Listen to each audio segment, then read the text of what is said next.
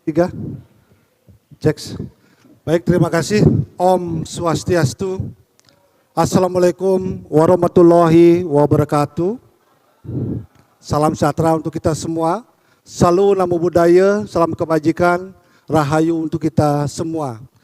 Yang terhormat Bapak Kodim SDMU dan Diklat Bawaslu Republik Indonesia, Bapak Erwin J.H. Malonda.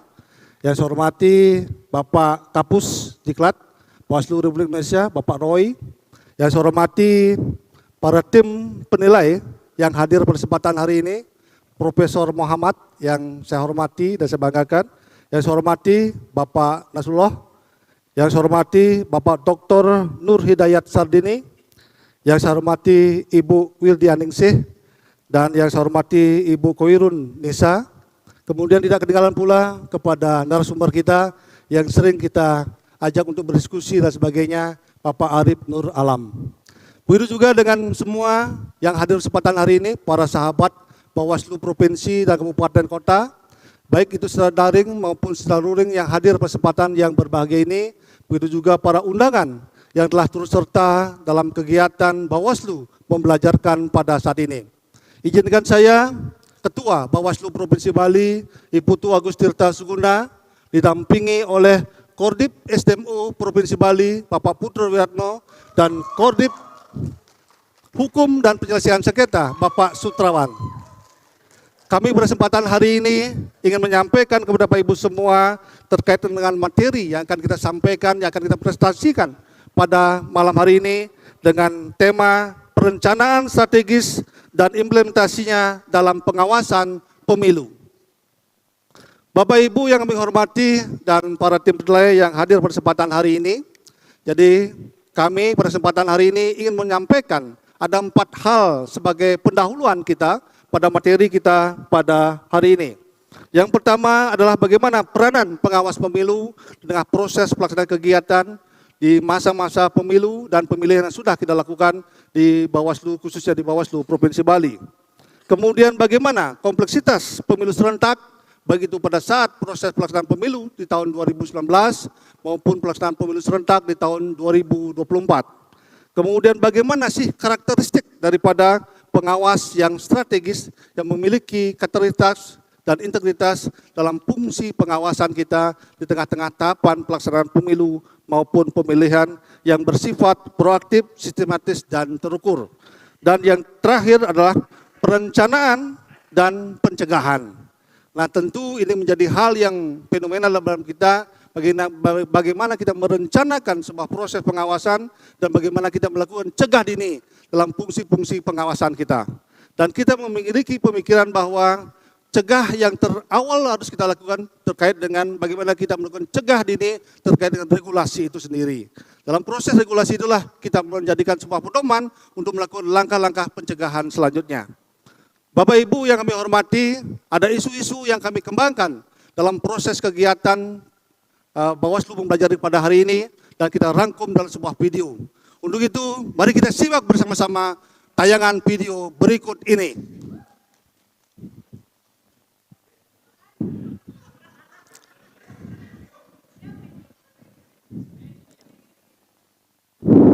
Di masa pemilu dan pilkada di tahun 2024 kemarin banyak hal yang terjadi dalam perhelatan demokrasi yang ada di Pulau Bali. Kami ingin mengangkat 3 isu berkait dengan proses demokrasi yang ada di Pulau Bali.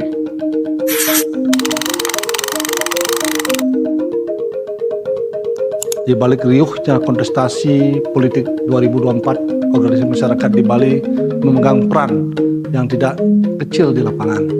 Nah, sejumlah ormas terlibat dalam kontestasi, peran mereka disebut membawa mandat dari rakyat. Dan selain itu, mereka juga menyebut sebagai bentuk menjaga stabilitas agar kompetisi politik tetap kondusif. Nah, di sini kita melihat ada 2 sisi keterlibatan ormas yang ada di Pulau Bali tersebut. Ada sisi positif serta ada sisi negatif. Nah, dari sisi positif, idealnya kehadiran ormas mendorong partisipasi politik, memperkuat pengawasan terhadap praktek curang, sekaligus mengangkat isu-isu publik seperti lingkungan, adat, dan kesejahteraan. Namun di Bali begitu banyak ormas yang terafiliasi dalam kontestasi. Potensi gesekan antar ormas bisa saja terjadi, dan kalau kondisi ini terjadi, organisasi masyarakat itu bukan lagi sebagai bentuk partisipasi, namun alat politik untuk memenangkan kandidat. Intinya adalah peran ormas ini bisa menjadi kekuatan demokrasi Atau justru alat politik. Tantangannya adalah memastikan ormas tetap berpihak pada kepentingan publik. bukan kepentingan elit, karena masa depan demokrasi Bali bergantung pada integritas semua pihak. Nah, solusi yang ingin kita sampaikan pada kesempatan hari ini adalah bagaimana kita meningkatkan kesadaran berdemokrasi yang menyasar ormas yang ada di Bali. Dengan pendekatan sosialisasi, pendekatan persuasif, dan melibatkan mereka dalam pengawasan partisipatif. Serta kita sebagai pengawas pemilu harus menyiapkan pengawas-pengawas yang memiliki integritas dan berani dalam setiap proses penegakan keadilan pemilu.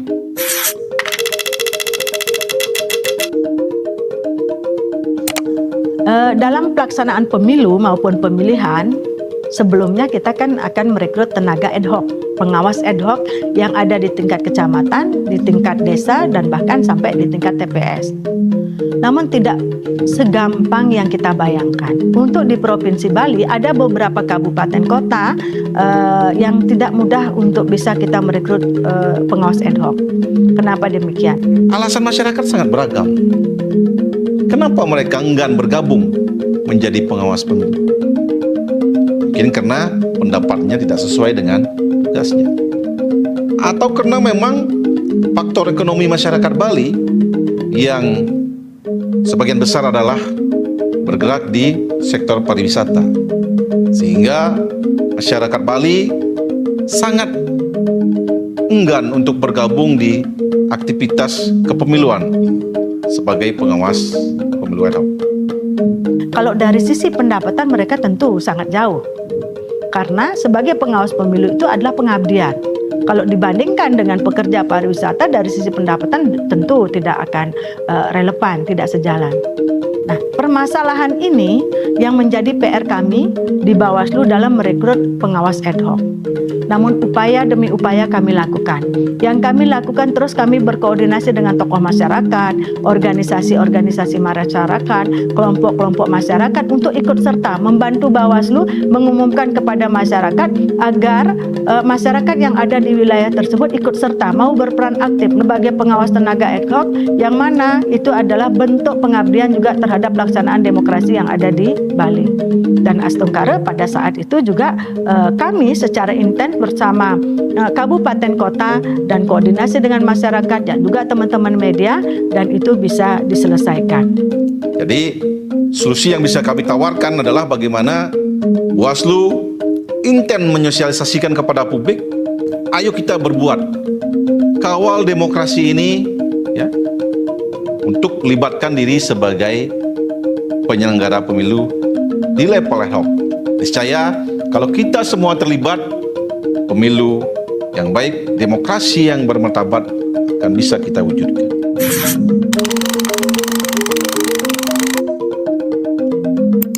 Pemilu 2024 di Bali meninggalkan satu catatan pelaksanaan pemungutan suara ulang di 6 TPS. Sebuah kejadian yang sebenarnya bisa dicegah bila pemahaman terhadap regulasi pemilu lebih kuat di tingkat pengawas ad hoc. Fakta di lapangan ini menunjukkan masih adanya jajaran ad hoc yang belum benar-benar menguasai aturan, tahapan pengawasan, hingga penanganan dugaan pelanggaran. Padahal regulasinya adalah fondasi utama yang menentukan salah atau tidaknya sebuah proses yang ada di TPS. Kurang kompetennya jajaran di tingkat ad hoc dalam memahami regulasi sebagai acuan melakukan pengawasan ini memang terjadi. Nah, hal ini disebabkan karena penyelenggaraan pemilu terutama di tingkat desa maupun di tingkat TPS itu bukanlah suatu pekerjaan yang dilakukan secara kontinu, namun adalah pekerjaan yang dilakukan dalam kurun waktu tertentu. Sebuah catatan, kurangnya kompetensi ini tidak selalu karena niat buruk, tetapi sering disebabkan oleh waktu pelatihan yang terbatas, materi yang kompleks, dan tekanan situasi pemungutan suara yang berlangsung amat sangat cepat. Kemudian langkah-langkah yang dilakukan bahwa kita di masa non-tahapan melakukan pendidikan politik, kemudian kita melakukan pembelajaran, ya, kita sasar generasi muda, ya, kita sasar masyarakat untuk memastikan nantinya pada saat rekrutmen orang-orang yang sudah pernah kita latih itu dapat berpartisipatif karena kita sudah memberikan pelatihan-pelatihan atau pembelajaran secara bertahap di masa non-tahapan. Nanti hasilnya kita petik di saat tahapan. Hari ini, Bawaslu sudah menginisiasi langkah penting dalam pemahaman kepemiluan. Salah satunya termuat dalam program Bawaslu membelajarkan ini. Di sini bisa menjadi ruang belajar kolektif bagi pengawas pemilu. Ruang berbagi pengalaman dalam agenda memperkuat kapasitas dan kualitas. Program ini dirancang untuk memahami secara mendalam bagaimana seorang pengawas memahami regulasi dan bersikap dalam beberapa kondisi permasalahan di lapangan.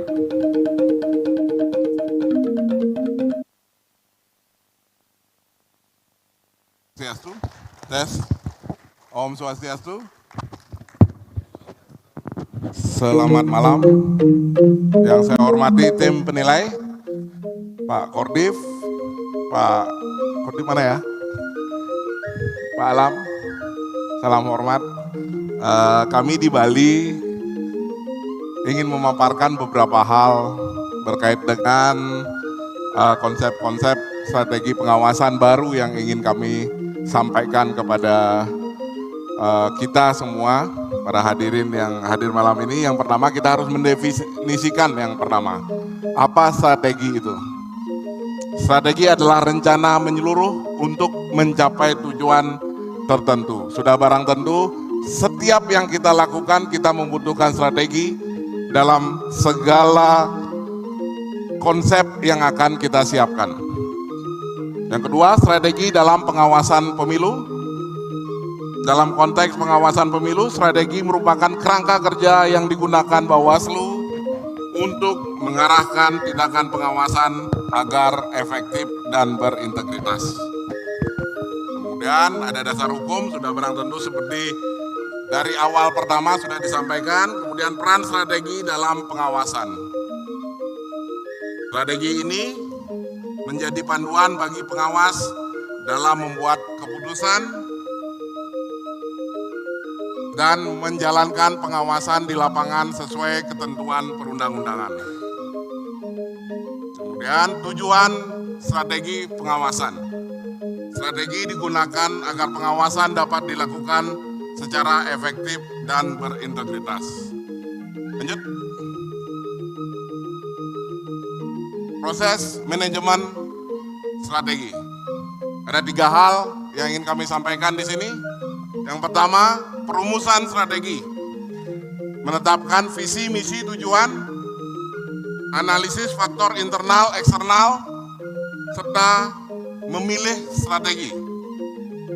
Kemudian pelaksanaan strategi, implementasi rencana, pengawasan melalui program kerja, pembagian tugas, koordinasi, alokasi sumber daya, dan pengawasan lapangan. Karena kita ketahui bersama, sumber daya kita di Bawaslu ini amat sangat minim, terutama di ujung tombak kita. Di TPS hanya ada 1 orang, kemudian di setiap desa lurah hanya 1 orang, dengan luasan yang harus dilakukan pengawasan oleh mereka.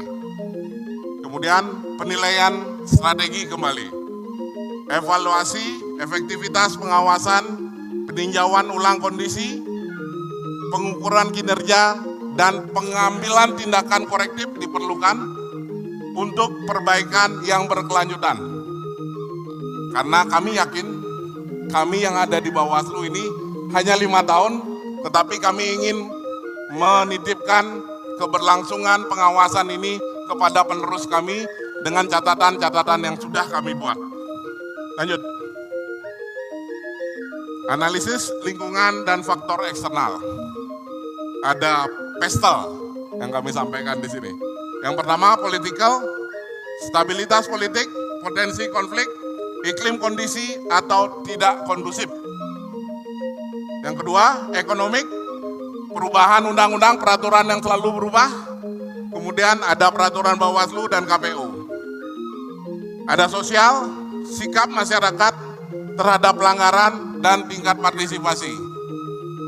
Di Bali utamanya, saat ini masyarakat sedikit ada rasa antipati terhadap proses-proses pemilu ini karena masyarakat berpikir bahwa siapapun yang terpilih, kami tetap bekerja seperti ini. Itu yang perlu kita rubah ke depannya mindset dari masyarakat.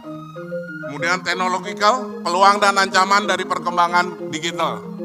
Kita ketahui sekarang benar-benar semua video bisa dibuat semau yang memiliki kemampuan AI. Jadi kita berharap ke depannya kita juga punya kemampuan untuk menangkal hal-hal tersebut. Termasuk media sosial dan aplikasi pelaporan. Seperti tadi disampaikan, aplikasi pelaporan mungkin pelaporan kita masih mengalami kendala dan perlu diperbaiki kembali. Yang kelima, ekologi, yaitu peran pers sebagai pengawas dan potensi polarisasi opini yang ada di masyarakat. Kita harus bekerja dengan teman-teman pers untuk memperkecil polarisasi tersebut. Kemudian legal, identifikasi peluang dan ancaman ini penting untuk mengadaptasi strategi pengawasan secara responsif. Lanjut. Analisis faktor internal dalam organisasi pengawas. Yang pertama sudah barang tentu ada sumber daya manusia. Kita harus menganalisa kembali kemampuan sumber daya manusia kita, yaitu berupa jumlah, sebaran, kompetensi, integritas pengawas dari pusat hingga titik terendah yaitu di TPS. Kemudian sistem dan prosedur kerja, kualitas SOP, juknis, sistem pelaporan yang harus jelas dan mudah dipahami. Yang ketiga, sudah barang tentu kita membutuhkan anggaran dalam setiap pekerjaan kita, anggaran dan sarana prasarana, ketersediaan dana, kendaraan, alat komunikasi, dan perangkat IT. Yang keempat, koordinasi dan kultur organisasi. Hubungan antar tingkatan pengawas yang solid, komunikasi efektif, dan budaya kerja yang mendukung, evaluasi kekuatan dan kelemahan internal ini menjadi dasar perbaikan dan optimalisasi strategi. Ini penetapan tujuan dan sasaran strategis, dasar perumusan, prinsip tujuan, contoh tujuan pengawasan, manfaat tujuan strategis. Lanjut. Data daerah pengawasan yang ada di Bali dibagi menjadi 3 wilayah pengawasan, yaitu ada Banjar Dinas, Desa Adat, dan Banjar Adat. Mungkin hal ini berbeda dengan wilayah lain di Indonesia, tapi inilah yang kami tampilkan di Bali, inilah yang kami awasi di Provinsi Bali. Lanjut. Jumlah jajaran pengawas pemilu dari 9 kabupaten kota, ini jumlah yang ada di Provinsi Bali. Lanjut. Visi misi pengawasan di setiap tahapan. Visi pengawasan tahapan kampanye, terwujudnya kampanye pemilu yang tertib, damai, bebas pelanggaran melalui pengawasan terpadu dan partisipatif. Misi pengawasan di tahapan kampanye, memantau seluruh kegiatan kampanye sudah barang tentu. Lanjut. Implementasi. Yang pertama, pemecahan strategi menjadi rencana taktis program kerja. Yang kedua, koordinasi struktural dari pusat hingga tingkat TPS, penganggaran dan penyediaan sarana pendukung, pelaksanaan, pengawasan dan penanganan pelanggaran, komunikasi, dan pengendalian operasi secara real time. Lanjut. Ini data pencegahan yang kami lakukan di Provinsi Bali sejumlah 11.288. Jadi di seluruh kabupaten kami sudah melakukan pencegahan di tahapan pemilu dan pemilihan kemarin. Lanjut. Ini strategi penindakan pelanggaran. Secara umum kami sampaikan penanganan temuan dan laporan, penjatuhan sanksi administratif, penanganan pidana pemilu, penanganan pelanggaran kode etik, eksekusi, dan tindak lanjut. Kita lanjutkan kepada adik saya yang paling bungsu, Pak Gede, silakan. Baik, terima kasih. Izin untuk melanjutkan. Jadi strategi dalam kita melakukan pengawasan, maka sasaran utamanya adalah masyarakat, karena seperti yang disampaikan bahwa Bawaslu harus dekat dan semakin terbuka terhadap masyarakat selaku pemilik daripada demokrasi ini. Maka langkah-langkah yang kita lakukan, Bawaslu adalah lembaga yang sebagai badan yang bekerja untuk koordinasi. Oleh karena itu, dalam melakukan pencegahan untuk tidak meminimalkan sengketa yang terjadi, maka langkah-langkah strategis yang dilakukan, program-program strategis yang kami lakukan adalah melakukan koordinasi dengan masyarakat sampai pada struktur masyarakat terbawah. Termasuk juga sesuai dengan data tadi bahwa dari 717 desa yang ada di Bali, lebih banyak desa adatnya, yaitu sebesar 1.500 lengkap dengan perangkatnya. Maka itulah yang menjadi sasaran kami dalam melakukan koordinasi dalam menjalankan kerja-kerja pengawasan. Mengingat ya, di dalam masyarakat itu terdapat berbagai lapisan struktur masyarakat, terdiri dari baik itu organisasi masyarakat, LSM, ormas dengan segala aktivitasnya, dan ormas-ormas ini cenderung ditarik ke dalam kepentingan-kepentingan politik yang cukup memberikan tekanan kepada kami dalam melakukan pengawasan. Karena tidak jarang begitu kami melangkah dalam pengawasan, kami berhadapan dengan ormas-ormas ini. Namun tidak semua ormas yang memberikan tekanan. Kita memilah, ya, sebagai strategi kami adalah tetap kami melakukan pendekatan tidak secara formal maupun juga secara informal.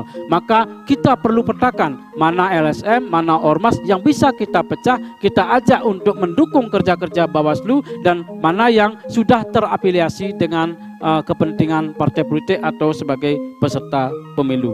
Jadi kita memanfaatkan potensi ormas ini pertama adalah sebagai sumber informasi. Nah, dalam berbagai kegiatan kami melakukan pendekatan koordinasi dengan ormas-ormas ini. Jangankan informasi, bahkan isu pun itu menjadi penting bagi kami, karena kita menyadari ya, lapisan kerja masyarakat Bali lebih banyak sangat tergantung pada kondisi keamanan, karena itu adalah modal pariwisata kami, sehingga isu-isu krusial itu wajib kami tindak lanjuti lebih awal sebelum menjadi bibit-bibit sengketa yang membesar di kemudian hari. Oleh karena itu, mitra strategis yang kami sasar pertama adalah KPU. Kami melakukan intens berkomunikasi dengan KPU. Pertama, pencegahan kami mulai dari regulasi. Ya, bagaimana regulasi sebelum lahirnya PKPU tentang kampanye, kami sudah memberikan catatan-catatan terkait dengan kerawanan, terkait dengan hasil evaluasi pada pemilu maupun pemilihan sebelumnya. Mana yang rawan, mana yang perlu didetailkan, mana yang perlu dikoordinasikan. Itu yang kami sampaikan kepada sesama peserta pemilu. Kemudian bersama kepolisian, kejaksaan, kemudian pemerintah daerah, itu sudah langkah-langkah strategis formal yang kami lakukan. Namun yang terpenting adalah kami bagaimana menjawab suatu permasalahan-permasalahan yang terjadi di luar daripada regulasi, yang terjadi di luar daripada kemampuan kita. Maka salah satu langkah yang kami lakukan adalah melakukan koordinasi yang bersifat non formal, yaitu melalui pendekatan desa adat. Karena pada titik ujungnya semua ormas, semua organisasi itu hampir sebagian besar berujung pada adat. Maka ketika kami tidak mampu melakukan koordinasi secara formal, maka kami melakukan dari baliknya itu, yaitu dari pendekatan adat. Maka apa maksud dan tujuan kita tersampaikan dengan cara-cara yang informal. Kemudian peran adat di sini, Bapak Ibu, ya, kami di Bali, ya, dalam pelaksanaan pemilu, peran adat ini menjadi sangat penting dan sangat membantu dalam membentuk keamanan dan situasi yang kondusif. Pertama, kami melakukan koordinasi dengan desa adat 1.500 beserta perangkatnya. Kemudian pada saat pemungutan dan penghitungan suara, kami melakukan imbauan agar menggunakan, baik kami sebagai penyelenggara maupun peserta penyelenggara pemilu lainnya, menggunakan pakaian adat dengan tujuan psikologis adalah ketika ada suatu permasalahan maka pemikiran dingin, langkah-langkah dingin lebih diutamakan daripada langkah-langkah fisik, karena kita sudah berpakaian yang dibatasi oleh pakaian tingkah laku kita dibatasi oleh pakaian-pakaian adat ini. Itu yang menjadi penekanan kami dan koordinasi kami. Kemudian setiap permasalahan yang terjadi di masa kampanye, mulai dari tahapan di Bali cukup aneh.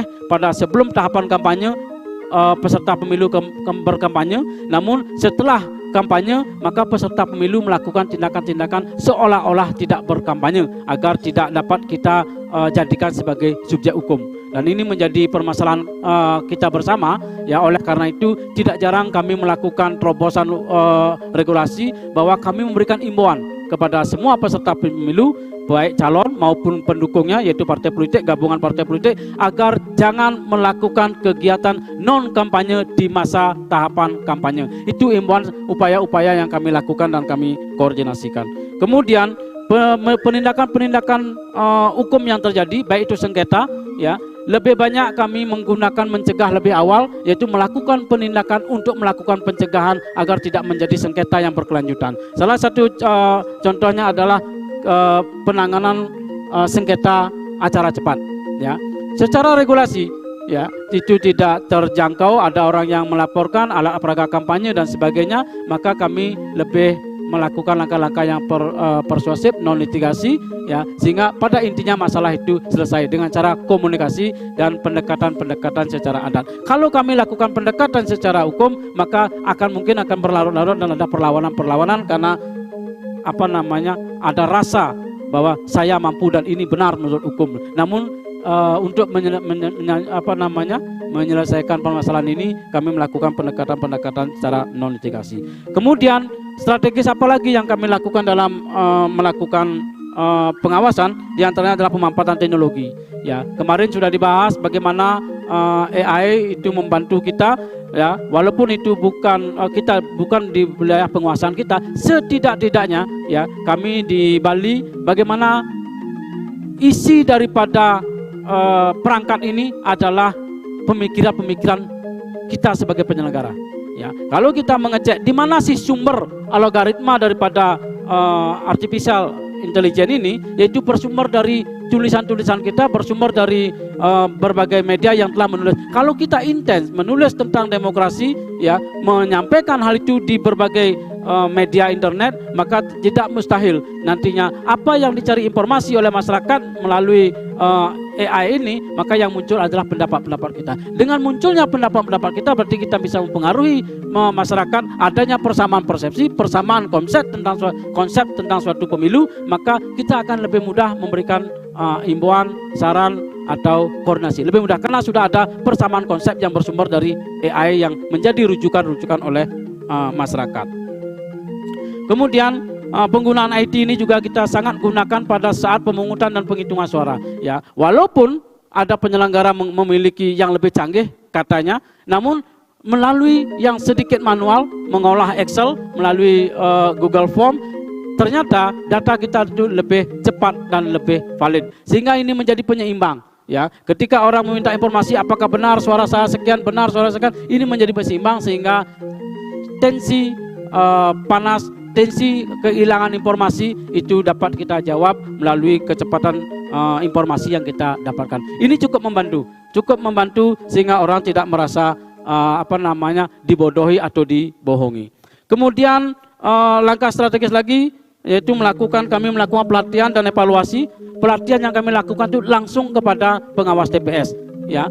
Apa itu langsungnya adalah kita memberikan kerja-kerja teknis, ya, alat kerja teknis apa yang dikerjakan pada saat pengawasan pemilu di TPS itu langsung kita berikan. Setelah itu baru pemaparan secara umum, ya. Setelah itu kemudian pelaporan, pengarsipan dan publikasi hasil dalam satu napas. kami melakukan kerja, kemudian memberikan pelaporan, kemudian mengarsipkan itu dalam satu tarikan napas. Satu kerja kita bisa merangkai ke semuanya itu. Setelah bekerja, kami membuatkan laporan, kami publikasi dalam bentuk berita atau di web kami, sehingga karena tersimpan di web, maka itu menjadi arsip digital kami secara tidak langsung selain arsip yang baku. Kemudian kendala yang tantangan yang kita hadapi, pertama adalah resisten. Ketika berbicara politik di masyarakat itu resisten. Kemudian apatisme masyarakat. Politik itu dalam kategori masih berpikir negatif. Ya, kalau Baik, kita bisa. Terima kasih Bapak Bawaslu Provinsi Bali. Sayang sekali waktunya tidak cukup Bapak. Nanti Bapak bisa maksimalkan pada sesi tanggapan. Mohon maaf sekali Bapak. Baik, Bapak Ibu, materi yang sangat luar biasa ya dari Provinsi Bawaslu Bali. Namun kita akan memperdalam materi yang sama bersama narasumber kita, Bapak Arif Nur Alam. Izin Bapak, waktunya 20 menit. Waktu dan tempat dipersilakan.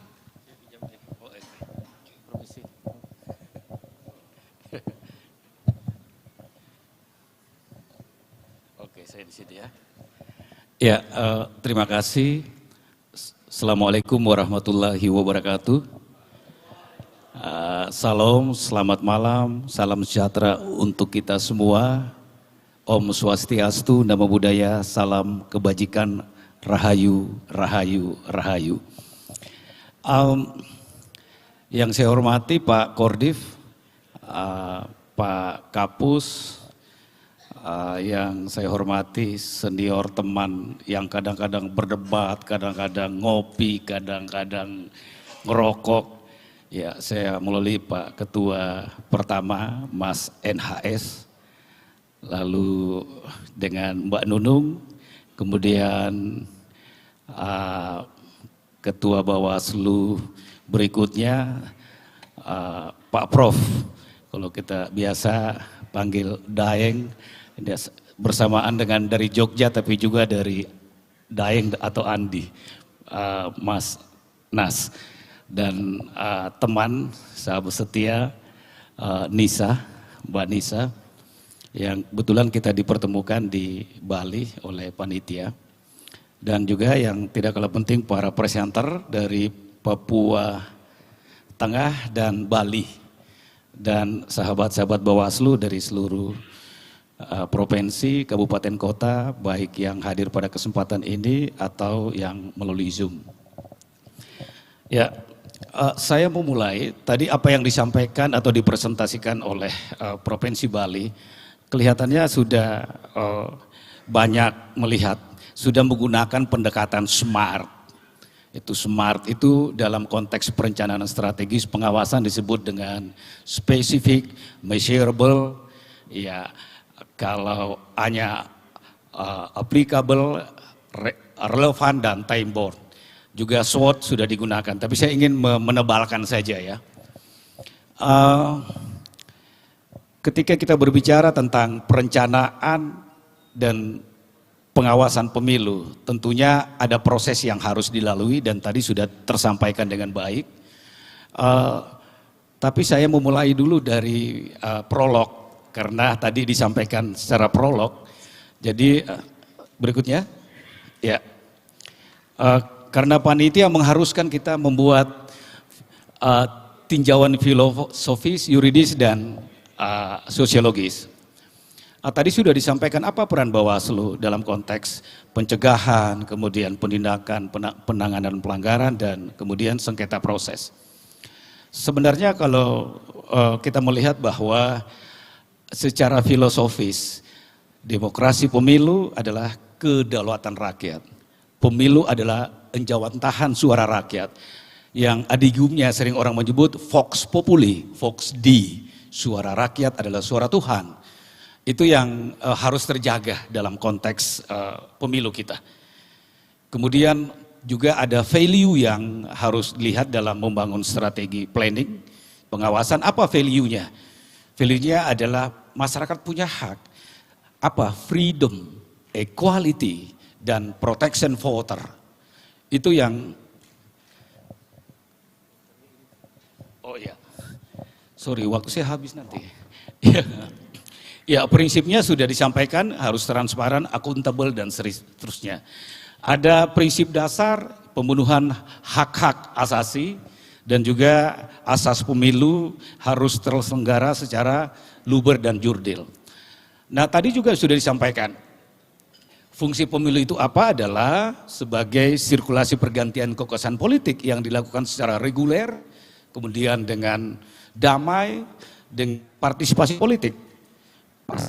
Partisipasi politik baik untuk kepemimpinan politik maupun pemerintahan. Tadi dalam diskusi sebelumnya sering kita berharap dalam proses pemilu akan melahirkan produk yang baik, yang biasa disebut dengan government of the people, government by the people, dan government for the people. Itu yang kita mencoba bagaimana memastikan proses dan hasil pemilu itu melahirkan kedaulatan rakyat. Dalam konteks apa? Dalam konteks adalah government of the people, government by the people, dan government for the people. Nah, juga fungsi pemilu adalah sarana untuk mengevaluasi, memberikan reward and punishment terhadap kader-kader yang tadi sudah jelaskan pada sesi sebelumnya, ya produknya tetap hampir yang sama. Kalau aktornya berbeda, tetap baunya amis. Iya. Masih banyak kecenderungannya. Aktornya berbeda tapi kemudian kebijakannya masih bau amis. Itu yang menjadi soal baik dalam proses pemilu maupun hasil pemilu itu sendiri. Oke, saya lanjut. Ya ini, Ya ini arah strategi pengawasan pemilu. Ya tadi juga sudah tersampaikan, tapi saya ingin mengingatkan. Secara etimologis, strategi itu berasal dari Yunani. Kalau orang status atau tentara pemimpin merujuk pada seni atau ilmu seorang jenderal dalam mengatur perang. Itu strategi.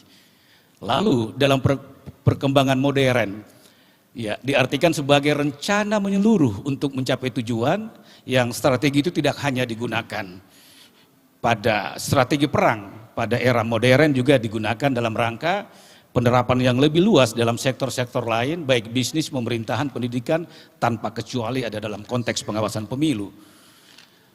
Nah, kemudian dalam konteks strategi pengawasan pemilu, ya mengamati, mengkaji, memeriksa, menilai, dan seterusnya. Ya, lanjut, saya kira ini sudah disampaikan tadi, ya peran strategi pengawasan pemilu, meningkatkan efektivitas pengawas pemilu.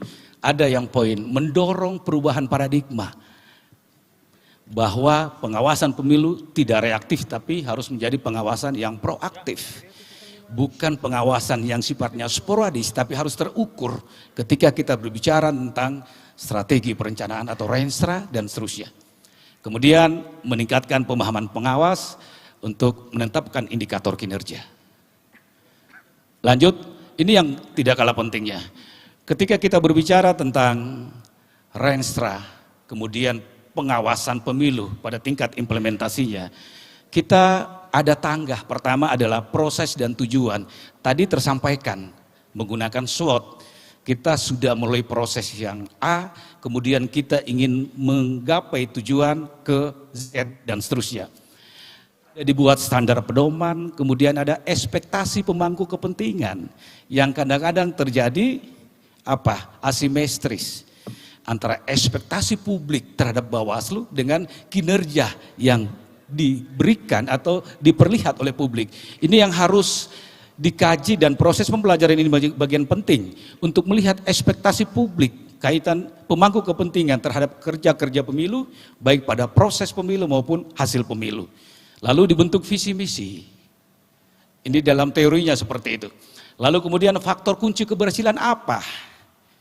Kalau dalam pencegahan apa? Faktor kunci keberhasilannya sehingga itu mampu dicegah.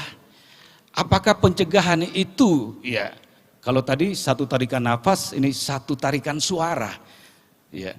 Apakah pencegahan itu berimplikasi pada pengurangan pelanggaran, baik itu konteks pidana pemilu dan seterusnya? itu harus ada variabel yang bisa diukur dan menentukan indikator untuk hal itu. Analisa SWOT sudah dilakukan, kemudian inisiatif kunci dan persetujuan. Inilah tahap perencanaan strategis ketika ingin kita menjadikan ini sebagai sesuatu dalam rangka meningkatkan derajat pengawasan pemilu di masa yang akan datang. Ya, alur perencanaannya, ya kalau tadi perencanaan ini pengawasan. Ya, saya lanjut saja. Ya, kerangka kerja dalam konteks perencanaan dan pengawasan ini punya kerangka dalam mencoba menganalisis yang disebut dengan SWOT, yang disebut dengan SMART.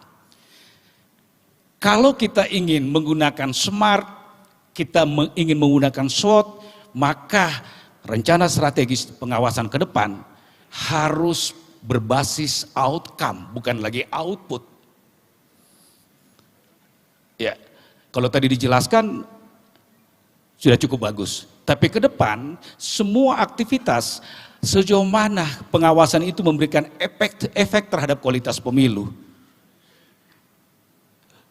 Itu yang menjadi ukuran, maka desain perencanaan pengawasan pemilu sedapat mungkin memikirkan bukan hanya input output, tapi outcome yang punya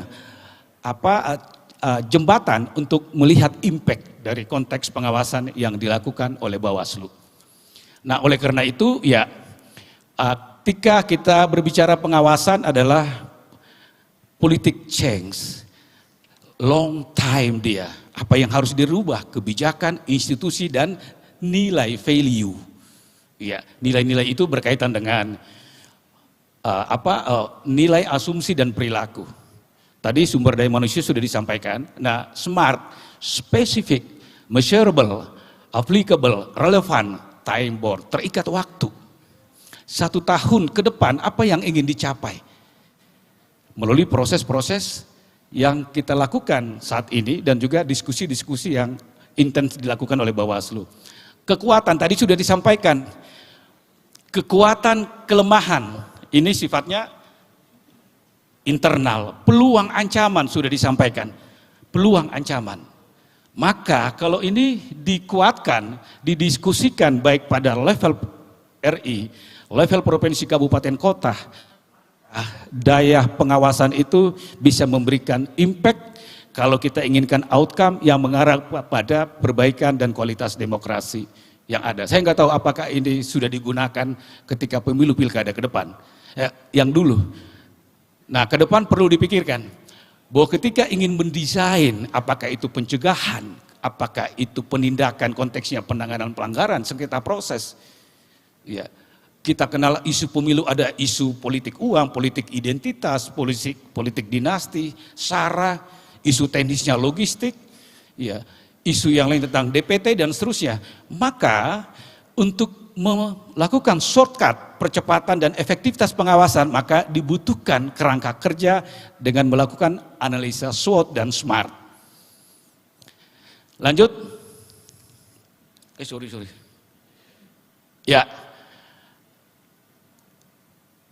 Kalau kita menggunakan, sampai disampaikan juga oleh teman-teman Provinsi Bawaslu, maka dampak renstra implementasi yang optimal dalam pengawasan pemilu, maka eksistensi kinerja dapat menjadi indikator meningkatnya trust publik terhadap pemilu dan Bawaslu itu sendiri. Dan itu berimplikasi pada mencegah konflik sosial, delegitimasi hasil pemilu, mendorong peningkatan partisipasi, membentuk budaya demokrasi, taat hukum, meningkatkan kualitas demokrasi.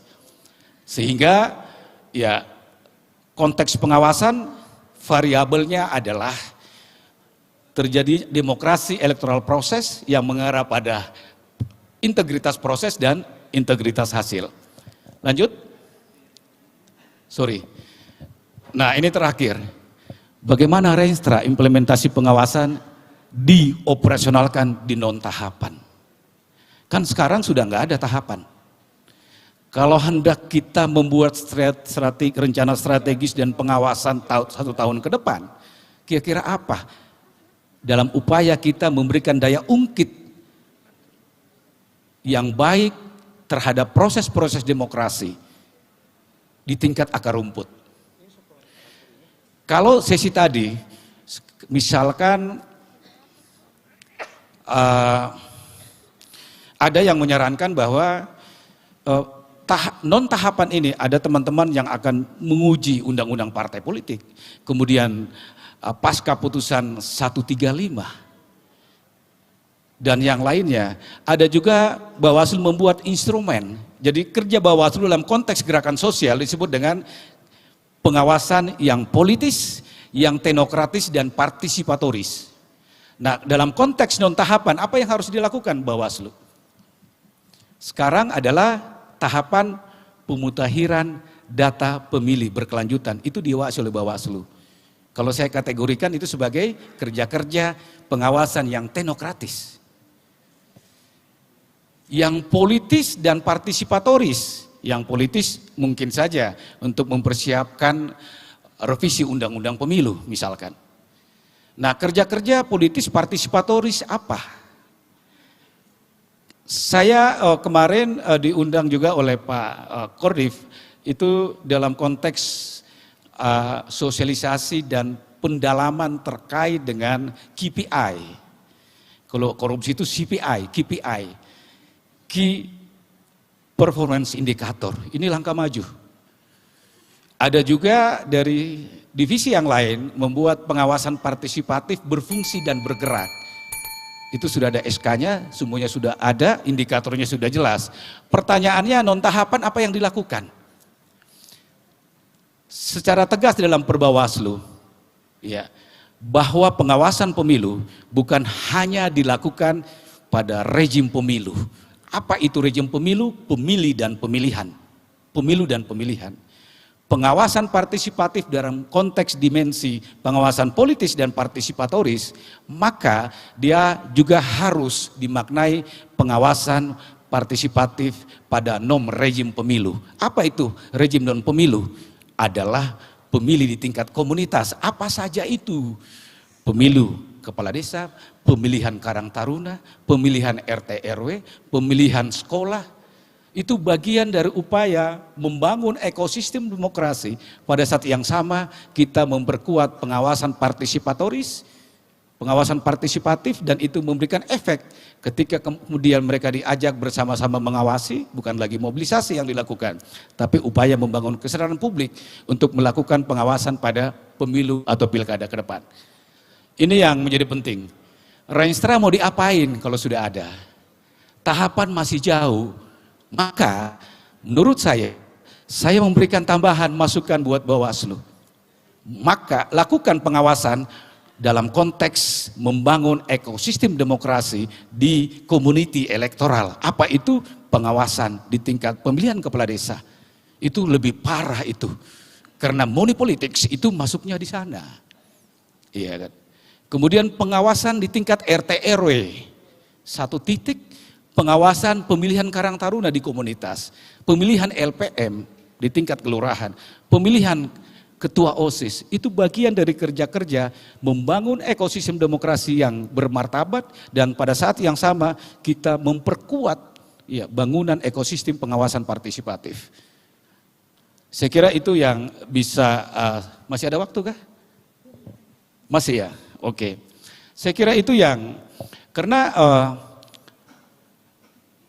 rencana strategis, implementasi pengawasan sangat berkaitan dengan mengukur indikator. Kemarin sudah ada indikator, belum, masih malu-malu menyebutkan apakah ada indikator bahwa mengatakan bahwa pencegahan kita telah berhasil, penanganan pelanggaran yang kita lakukan berhasil atau tidak. Sengketa proses ada indikator ya, tapi ada terobosan yang dilakukan, ada KPI. Itu yang bisa digunakan untuk mengukur.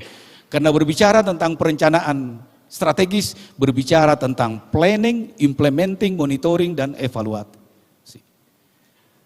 Itu saling berkaitan. Perencanaan strategis juga untuk mengukur. Ya, misalnya pemilu pilkada ke depan. Ya, tadi sudah selesai bahwa apa yang dilakukan pada non tahapan. Bawaslu permanen loh. tidak hanya dilihat kerja-kerja teknokratis, tapi dia kerja substansi partisipatori adalah menjangkau bahwa pengawasan partisipatif tidak dimaknai ketika rejim pemilu, pemilih dan pemilihan, tapi harus dimaknai membangun ekosistem demokrasi pada proses-proses pemilihan di level komunitas. Terserah mau dipilih kemana. Nah, CPI kemarin saya melihat indikatornya terukur semua. Luar biasa dibuat itu terobosan, ya, key performance indicator. Saya lihat semua divisi masuk, saya baca itu apa SK-nya. Lalu ada Perbawaslu nomor 2, ada SK 204, ada SK 261 juga memberikan turunan mandat kepada teman-teman untuk menentukan satu titik role model. Sehingga ke depan kalau ini berlanjut kita akan ukur teman-teman bekerja di non tahapan itu kerja apa saja sih? Apakah dengan indikator yang sudah dikeluarkan oleh pimpinan RI itu dilakukan atau tidak? Ya, bahkan saya menyarankan kepada pimpinan, saya sudah sampaikan kepada Bung Herwin sebagai leksi dan juga pimpinan yang lain untuk mengantisipasi proses rekrutmen yang luar biasa dahsyat kemarin. Maka salah satu mengukur, memberikan insentif kepada teman-teman yang mencapai indikator pada konteks pengawasan di non tahapan. Fair, ya. Saya tahu keluhannya Mas NHS pada saat rekrutmen. Ya. Jadi ada menihilkan subjektivitas, memasukkan objektivitas. Saya minta dengan Pak Kordif, ya, saya sudah sampaikan, saya akan sampaikan ke pimpinan yang lain bahwa legacy ini baik untuk memberikan oksigen tambahan dalam proses perbaikan rekrutmen penyelenggara di masa depan. Oke, terima kasih. Lebih dan kurang maafkan. Assalamualaikum warahmatullahi wabarakatuh. Baik, terima kasih Bapak Arief. Yang pertama barangkali saya perkenalkan, saya Marman dari Ketua Bawaslu Provinsi Papua Selatan. Yang pertama yang ingin kami sampaikan adalah terkait dengan teman-teman dari Provinsi Bali tadi, Bli. Jadi tadi saya kalau tidak salah ini mendengar pemaparan yang disampaikan tadi bahwa salah satunya adalah terkait dengan proses pengawasan pelaksanaan kampanye yang dilakukan sebelum tahapan kampanye.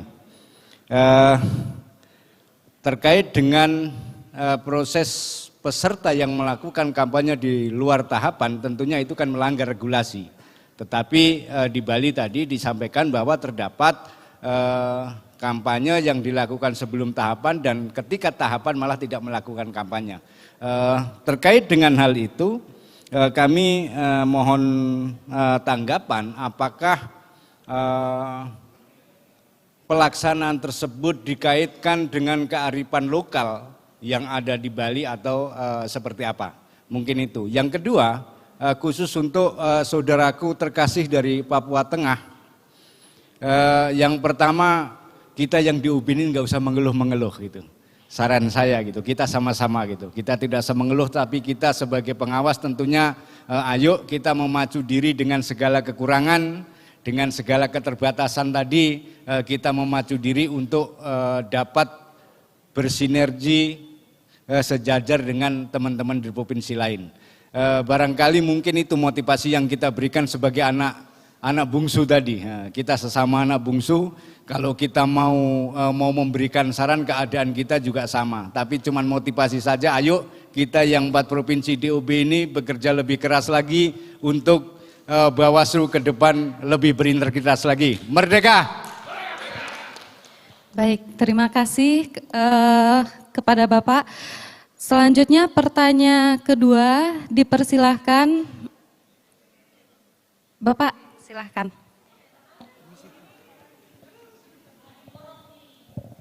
Baik, terima kasih. Saya Felix dari Bawaslu Provinsi Papua Selatan. Tadi ketua sudah ngomong ya, kalau tidak enak juga kalau Kordif tidak ikut ngomong. Jadi terima kasih dan saya hormati pimpinan Bawaslu RI, Kordif SDM dan semua yang hadir di sini.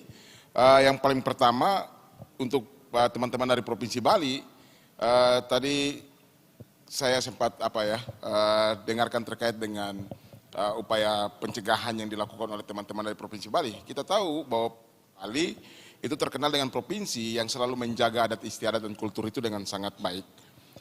Dalam upaya-upaya pencegahan, kalau misalnya ada berbenturan antara dengan kultur, dengan tugas kita sebagai pengawas Bawaslu itu ada benturan, bagaimana cara mengatasinya? Itu pertanyaan pertama.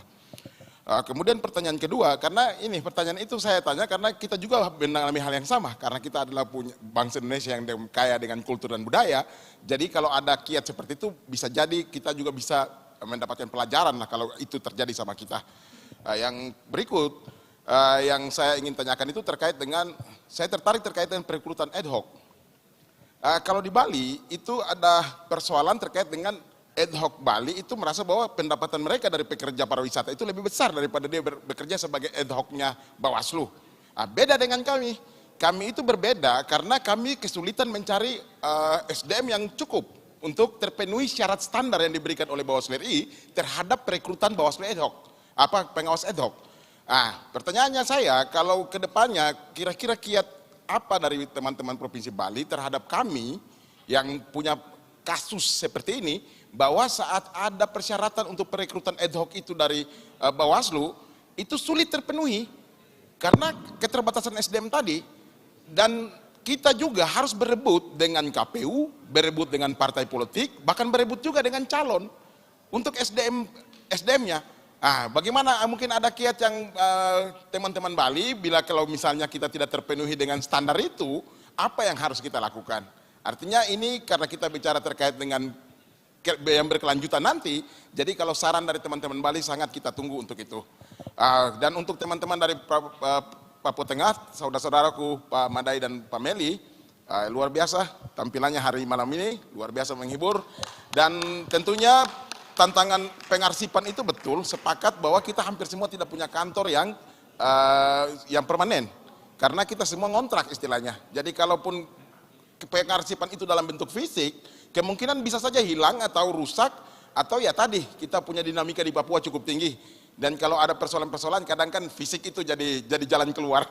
Jadi memang kadang pengarsipan secara fisik itu memang tantangan, selain tadi pindah-pindah kantor tapi juga persoalan-persoalan tadi. Kemudian untuk tantangan digital sama, mungkin tidak semua tempat bisa, tapi pertanyaannya bagaimana caranya teman-teman untuk mengatasi situasi ini, karena saya belum lihat tadi itu bagaimana untuk solusinya untuk menyelesaikan persoalan ini selain permintaan tambahan untuk persoalan SDM dalam pengelolaan kearsipan digital tadi. Terima kasih. Baik, terima kasih Bapak. Mungkin ada pertanyaan lagi dari Bawaslu Provinsi peserta tadi. Ya, silahkan Ibu.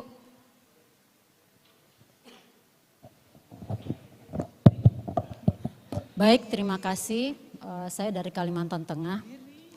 Teman-teman dari Bali maupun Papua Tengah, apresiasi dari kami sudah berhasil mempresentasikan klasternya masing-masing dengan baik. Khusus untuk Bali ada satu yang mengusik, karena kalau bicara soal perencanaan strategis kita lembaga vertikal, di mana renstra kita ini kan renstranya Bawaslu RI, yang kita kemudian wajib ejawantahkan dalam program kegiatan kita sendiri sebagai UKM, Satker dan seterusnya. Dalam kerja-kerja kita mendukung, mengkontribusikan pada capaian Renstra Bawaslu RI. Dan setahu saya Renstra ini yang untuk yang terbaru baru saja keluar per Bawaslunya. Nah, saya pikir yang menggelitik adalah ini yang tadi belum saya dari gambarannya teman-teman Bawaslu Bali. Kaitannya dengan Renstra yang baru keluar dari untuk Bawaslu RI untuk rencana strategis ke depan, apa yang perlu dilakukan atau diejawantahkan oleh teman-teman di Bawaslu Bali kaitannya dalam pengawasan, peningkatan kerja pengawasan secara khusus lagi kalau dihubungkan dengan narasumber pendamping tadi di non tahapan ini. Apa yang perlu kita lakukan? Mungkin ini yang butuh lagi disebarkan oleh teman-teman. Kemudian yang kedua, untuk teman-teman dari Papua Tengah, saya juga sebenarnya sependapat tadi dengan teman-teman dari Papua Selatan.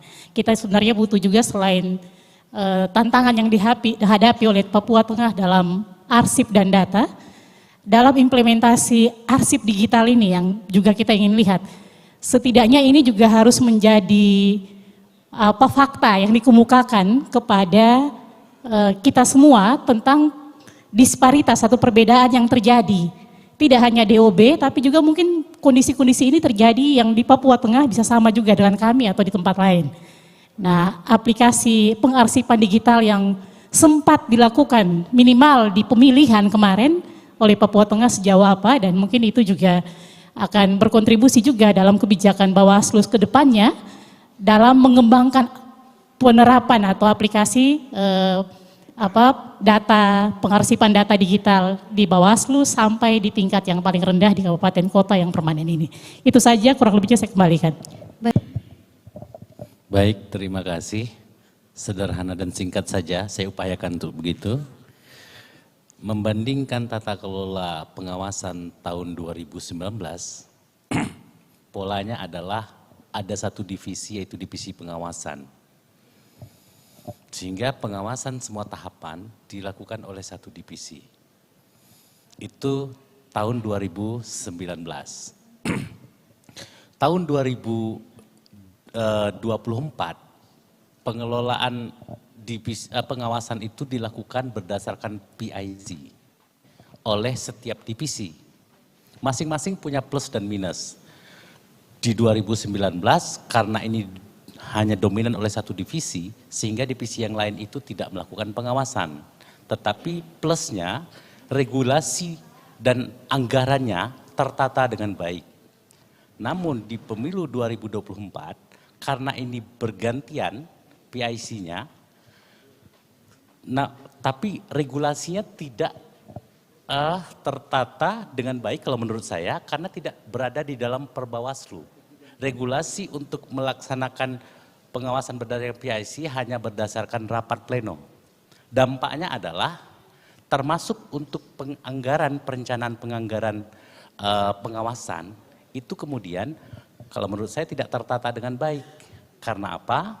Divisi SDM pada tahun awal anggaran tidak membuat sebuah perencanaan terkait. Izin Bapak, mungkin langsung saja ke pertanyaan karena durasi sudah singkat. Ya, bagaimana menurut Bapak-Bapak yang terbaik untuk pengawasan ke depan dan bagaimana regulasi yang harus diatur agar kemudian pengawasan, tata kelola pengawasan ini dapat kemudian mengcover semua hal. Terima kasih. Baik, saya rasa juga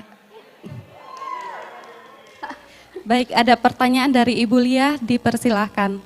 Ya, mohon izin Pak Kordip, saya muncul lagi tadi menyimak dari pemaparan dari Bali dan dari Papua. Ini yang ingin saya tanggapi aja terkait kearsipan. Perbawaslu 3 tahun 2022 pasal 24E terkait tugas tugas Kordip SDM dan organisasi terutama yang anggotanya 7. Di situ menyampaikan bahwa ada salah satunya pengadministrasian basis data. Nah, namun kenyataannya di kita ini juga harus kolaborasi dengan Kordip Humas dan Datin. Nah, kenyataannya data-data hasil pengawasan belum terdokumentasi antar divisi, lintas divisi. Mungkin juga menjadi masukan dan fokus juga dari Bawaslu RI ke depan bagaimana pengelolaan data yang baik agar data-data hasil pengawasan ini bisa diakses banyak divisi lain dan bisa diakses juga oleh masyarakat. Karena hari ini kalau mungkin bukan cuma di Banten ya, mungkin di beberapa daerah juga merasakan bahwa ya data-data ini juga sulit kita dapat, apalagi kearsipan ini kalau di kita ini lebih banyak data-data arsip kesuratan.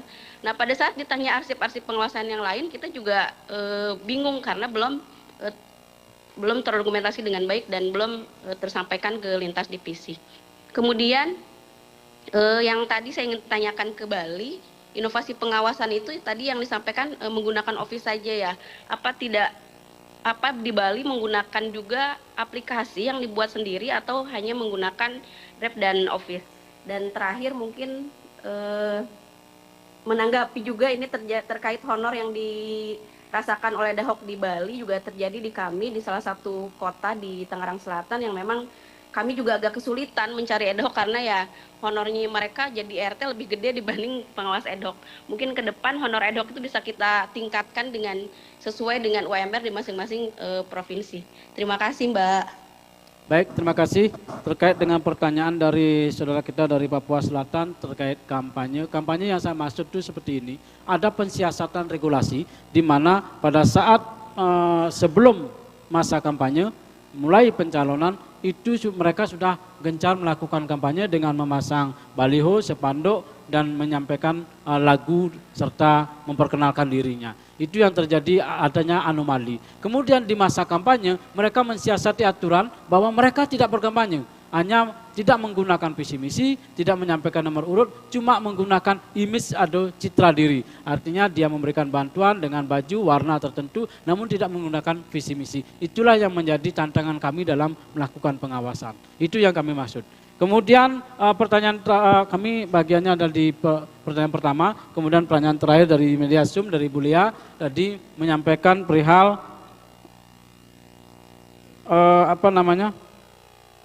apakah kita menggunakan aplikasi lain selain aplikasi yang diberikan oleh Bawaslu RI? Ya, kita menggunakan sebagai alat kontrol. Ya, karena aplikasi yang diberikan oleh Bawaslu RI itu dari TPS langsung ke Bawaslu RI. Sedangkan kita hanya untuk mengecek apakah ini balance, apakah benar, apa cocok, apa tidak. Kita menggunakan aplikasi hanya Excel sederhana ya untuk mengecek sesuai apa tidak. Kalau ada merah berarti tidak sesuai. Nah, ini terbukti pencegahan yang kita lakukan ada yang sudah habis selesai pleno di tingkat kecamatan, setelah dikirim ke kabupaten ternyata ada perubahan di aplikasi mereka. Ya, saya tidak sebut aja, ada perubahan aplikasi, kita yang ketahui dan mendetek itu. Beda antara yang di aplikasi dengan yang di Excel. Maka itu kita lakukan penghitungan atau rekap ulang sehingga semuanya sama menjadi balance. Karena ada perubahan di aplikasi mereka. Saya kira itu, yang lainnya silakan abang saya.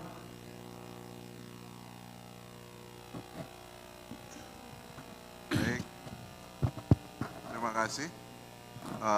Saya lanjutkan menjawab beberapa pertanyaan dari kawan-kawan. Yang pertama dari Papua Selatan ya, terkait dengan bagaimana cara kami dalam proses rekrutmen.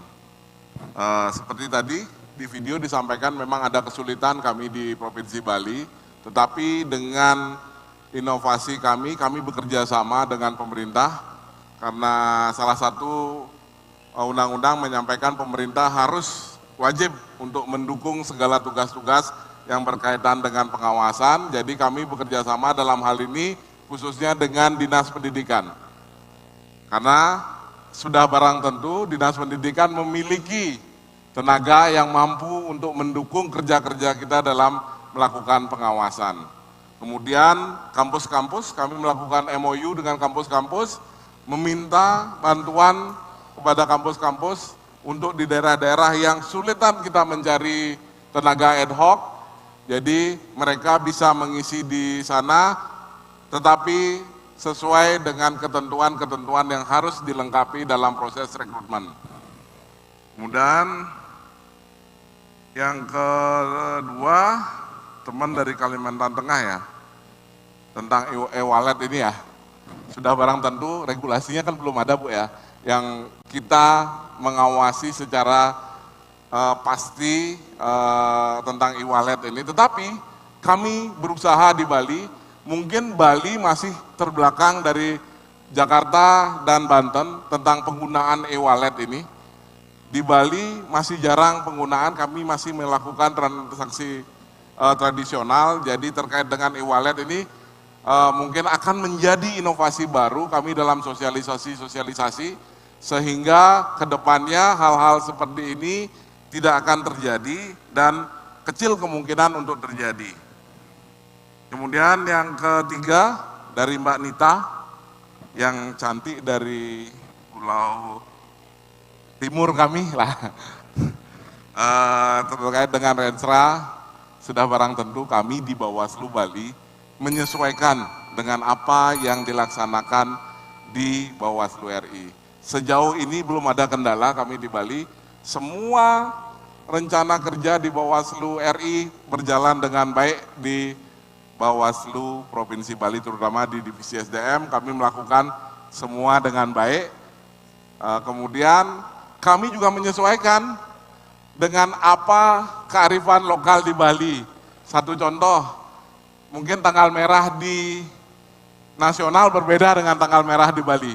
Kami ada beberapa hari yang harus kami lakukan penyesuaian dari rencana kerja yang ada di Bawaslu RI, tetapi dengan konsultasi sudah barang tentu sebelumnya. Saya kira materi kaitan dengan perencanaan dan implementasi pengawasan pemilu ini perlu dimaksimalkan pada kerja-kerja pengawasan, baik yang sifatnya politis, kalau yang politis seperti yang saya sampaikan tadi, kaitan dengan mungkin input revisi undang-undang pemilu, kerja-kerja yang teknokratis adalah bagaimana membangun kerangka sistem, apakah itu yang berupa aplikasi dan seterusnya, tapi kerja-kerja partisipatori dalam rangka untuk mendorong penguatan pengawasan partisipatif di pemilihan community elektoral itu menjadi bagian penting. Apalagi sudah ada KPI, ya, Key Performance Indicator, itu menjadi size, ya, yang menjadi pegangan buat Bawaslu dan juga buat publik untuk mengukur apakah ini bisa dicapai kalau periodenya 1 tahun. Di sisi yang lain juga sudah ada mandatori kepada teman-teman, ya, kaitan dengan pengawasan partisipatif, bahwa setiap kabupaten kota wajib menentukan 1 titik role model. Nah, pertanyaannya adalah kesiapan-kesiapan itu dengan pendekatan strategi planning, dengan pendekatan SMART dan SWOT itu menjadi penting untuk mungkin saja pada tahun depan kita bisa melakukan hal yang sama untuk mengoreksi kembali kenapa, apa saja yang menyebabkan tidak terjadi atau tidak tercapai, dan apa kendala dan opportunity apa yang bisa kita siapkan untuk ke depannya. Saya kira itu yang bisa saya sampaikan. Terima kasih, lebih dan kurangnya mohon dimaafkan. Assalamualaikum warahmatullahi wabarakatuh. Salam, Om Swastiastu, Santi Om. Okay. Baik, grand theory management yang tidak terbantahkan hingga detik ini, perencanaan yang baik sama dengan 50% keberhasilan. Reinstra sudah ditetapkan oleh Bawaslu. Maka bagi teman-teman Bawaslu provinsi ke bawah, tidak ada pilihan kecuali tegak lurus dengan Reinstra Bawaslu RI. Kalau mau kemudian ada tinjauan, ada revisi, ada koreksi, itu silakan button up. Jadi dari bawah memberi masukan kepada Pak, khususnya Koordip Pak Erwin, ya. Pak Erwin, saya simpati sekali dengan konsistensi Anda mengikuti forum ini. Pak Erwin tidak pernah melewatkan ini. Ini harusnya beginilah contoh pimpinan yang baik, ya. Nah, saya juga mengingatkan Pak Prabowo punya asta cita. Ya, saya pasti bukan tim sukses karena presiden sudah terpilih. Asta cita presiden itu untuk semua kita, khususnya asta cita yang pertama dan ketujuh, ya, yaitu bagaimana semua lembaga dalam kaitan memperkokoh ideologi Pancasila, demokrasi dan HAM. Itu ada elaborasinya. Maaf, ketika saya di Lemhanas 2 minggu lalu, itu dijelaskan asta cita itu. Dan saya kira KPU Bawaslu DKPP itu bukan berlebihan atau tidak keliru kalau mencoba mempelajari atau mengelaborasi asta cita Prabowo Gibran dalam kaitan menyusun atau memperbaiki Reinstra. Ya, sekali lagi kita punya presiden, ya, sudah selesai pemilu. Yang berikutnya asta cita ke-7, memperkuat reformasi politik, hukum dan birokrasi. Ini tolong nanti untuk perbaikan Reinstra berikutnya itu bisa dicoba dielaborasi itu. So saya kira so far so good, Anda sudah menyusun sebuah perencanaan yang baik, ya, dan semoga ini bisa terus diperbaiki. Untuk sahabat saya presenter kedua dari Papua Tengah, ya, ketua, khususnya ketua, ya, saya setuju tadi Anda bisa mengelaborasi poin-poin yang ada di di layar, ya. Jadi tidak hanya terfokus pada narasi-narasi yang ada di PowerPoint, tapi Anda bisa mengelaborasi secara lebih baik lagi dengan bahasa yang sangat mudah dipahami. Nah, untuk tanggapan saya terkait apa yang Anda catat sebagai hal yang perlu didorong oleh Bawaslu RI, itu tidak berlebihan. Jadi sebenarnya bukan mengeluh, ya. Tadi ada komentar dari salah satu audiens, jangan mengeluh. Enggak, ini juga sebuah sesuatu yang niscaya sebagai anak bungsu atau Bawaslu yang baru berkembang itu perlu ada pendampingan. Jadi saya kira Pak Kodim juga welcome ya bahwa terhadap 4 daerah di tanah Papua sahabat kita ini memang perlu pendampingan ya. Tidak berarti dia tidak mampu, tapi dia karena ada beberapa keterbatasan tadi yang sudah dijelaskan oleh Saudara Ketua. Nah, untuk Saudara Ketua, Anda tengok juga Astacita Prabowo Gibran yang keempat, yaitu memperkuat pembangunan SDN, sains, teknologi, pendidikan. Ini ada elaborasinya ya, silakan dibuka dan saya kira referensi itu sudah sangat banyak. Sekali lagi apa yang saudara sudah sampaikan ya teman-teman dua narasumber ini semakin menghujung atau ini mungkin terakhir ya, enggak ada lagi Bawaslu Provinsi setelah ini. Terlihat bahwa Anda mungkin karena mengikuti dari pertemuan pertama, saya lihat ada perkembangan yang lebih bagus daripada sebelumnya. Terima kasih. Assalamualaikum warahmatullahi wabarakatuh. Mati, jadi kita bersyukur terkait dengan proses pengawasan dan pencegahan dan penindakan yang kita lakukan di Provinsi Bali dengan mengadopsi daripada kearifan lokal yang kita miliki ya.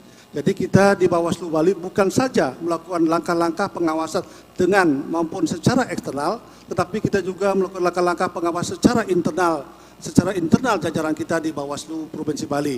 Makanya kita di Bawaslu Provinsi Bali memiliki 4 pedoman untuk menjaga integritas dan netralitas kita dalam fungsi-fungsi pengawasan kita yang disebut dengan catur jaga. Jadi yang pertama adalah bagaimana kita menjaga hubungan baik dengan Tuhan Sang Pencipta. Yang kedua, bagaimana kita menjaga hubungan yang baik dengan stakeholder maupun peserta pemilu. Yang ketiga, bagaimana kita menjaga hubungan yang baik dengan keluarga kita. Biar tidak nanti kita tidak ada sengketa di Bawaslu, tapi sengketa berpindah ke keluarga kita. Yang keempat adalah bagaimana kita menjaga hubungan yang baik dengan maupun menjaga marwah lembaga kita. Nah, inilah menjadi pedoman kita di Bawaslu Provinsi yang sering kita sebut dengan catur jaga. Sehingga Astungkara dalam proses pelaksanaan pemilu dan pemilihan di Provinsi Bali, kita memiliki 3 pedoman yang kita kukuhkan dan kita instruksi kepada seluruh jajaran kita yang ada di Bawaslu Kabupaten Kota. Yang pertama, kita sukses secara pengawasan, sehingga tidak ada sengketa di Mahkamah Konstitusi, baik itu di MK, baik itu di pemilu maupun di pemilihan di tahun 2024. Yang kedua, sukses secara etika. Tidak ada laporan ke DKPP dan Astungkara Bali zero dalam proses DKPP maupun etika. Yang ketiga adalah pertanggungjawaban terkait dengan keuangan. Hari ini Badan Pemeriksa Keuangan berada di Bali, Astungkara, apapun bentuk proses daripada pertanggungjawaban kita tetap harus kita komitmen untuk mempertanggungjawabkan anggaran-anggaran yang kita pergunakan. Jadi demikian mungkin yang dapat kami sampaikan sebagai closing statement kita, dan kami ingin menyampaikan sebuah pantun kepada Bapak Ibu semua. Ya, 1, 2, 3 kuda berlari, kuda putih jatuh terbalik. Jauh-jauh kami dari Bali, tentu berharap yang terbaik. Om Santi, Santi, Santi. Luar biasa, terima kasih closing statementnya Bapak dari Provinsi Bali.